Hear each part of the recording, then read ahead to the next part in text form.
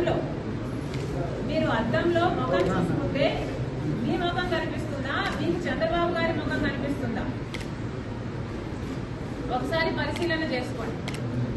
మీకు ఎందుకు ఇంత చంద్రబాబు గారి పిచ్చి పట్టిందో జనాలకు సమాధానం అవసరం. ఎందుకంటే అర్థం కావటం లేదు. సునీత ఇంత గట్టిగా ఈ రోజు న్యాయం కోసం కొట్లాడుతుంటే మీరు చెప్పాల్సిన సమాధానాలు ఈ రోజు వరకు చెప్పటం లేదు. చెప్పకపోగా చంద్రబాబుతో మేము చేతులు కలిపామని చెప్తున్నారే, మీరెందుకు మీ గురించి సమాధానం చెప్పటం లేదు? సాక్షి టీవీలో, సాక్షి ఛానల్లో హార్ట్ అటాక్ అని ఎందుకు రాశారు? ఇల్లంతా రక్తమైతే, గొడ్డలి వేట్లకు బలైతే, ఆయన తలలోని ఎంకలు బయటకు వస్తే, ఆయన మెదడు బయటకు వస్తే, మరి సాక్షి టీవీలో హార్ట్ అటాక్ అని ఎందుకు చెప్పారు? దానికి సమాధానం చెప్పండి.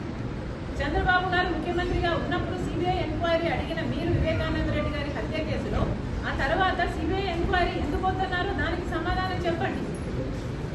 అమాయకంగా నిలబడి చూస్తున్నాడు, ఆధారాలు తుడిపేస్తుంటే అని మేనమామయ్య గారే చెప్తున్నారే, మరి దానికి ఏం సమాధానం చెప్తారో చెప్పండి.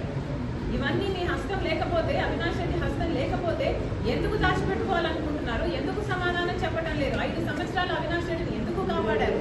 మళ్ళీ అదే అవినాష్ రెడ్డికి అక్యూజ్డ్ గా ఉన్న ఇన్కంపెంట్ ఎంపీకి మీరు ఎందుకు టికెట్ ఇస్తున్నారు? మీకు చంద్రబాబు గారు పిచ్చి పట్టిందేమో అని నాకు అనుమానంగా ఉంది. ఒకసారి అద్దం పంపిస్తున్నాను మీకు, దయచేసి అద్దంలో ముఖం చూసుకొని